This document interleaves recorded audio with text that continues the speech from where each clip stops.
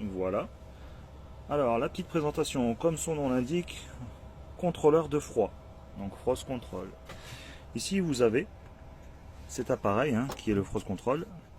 Au-dessus, vous allez avoir cette molette d'action pour pouvoir purger en fait le truma pour le mettre en hivernage. Donc ça, c'est une des premières fonctions. Ce qui veut dire que quand je vais tourner ce bouton, donc quand je vais faire l'action de le tourner, que ce soit dans un sens ou dans un autre, il n'y a pas de sens. Donc quand je vais le tourner, il va y avoir ici un petit rond bleu qui va sortir. Donc là, en somme, je suis en train de vidanger mon truma. Donc ça, c'est l'action pour pouvoir le vidanger. Et l'hiver, on va le laisser comme là, ici présent. Donc on va le laisser ouvert. Quand on le remet en position fermée, vous voyez, si je tourne là et que j'appuie pas ici, ça ne marche pas, ça continue à couler. Donc il faut appuyer pour refermer.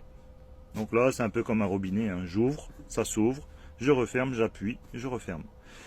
Donc, le Frost Control sert donc pour purger son truma d'une part.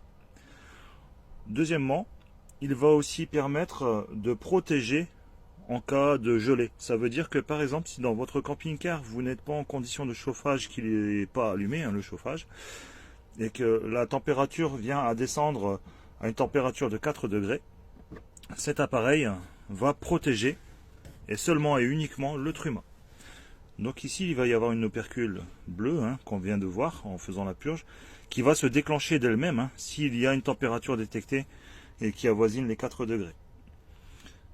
Quand le camping-car est en condition de chauffage, il n'y a pas de problème, le petit opercule bleu ne sortira pas parce qu'il est juste à côté d'une gaine de chauffage et comme il est réchauffé, comme son corps est réchauffé, il n'y a pas lieu qu'il se déclenche tout seul. D'accord ?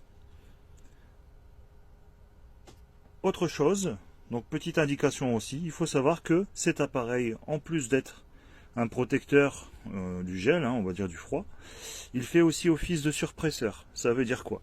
Ça veut dire que par exemple, s'il viendrait avoir, comme les gens qui ont pas une pompe immergée mais une pompe pression, d'accord?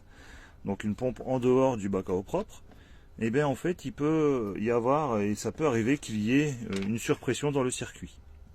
Donc s'il y a une surpression dans le circuit, cet appareil lui va en fait décharger une certaine quantité d'eau à l'équivalent d'un bol, on va dire, pour pouvoir réguler justement la pression dans le circuit.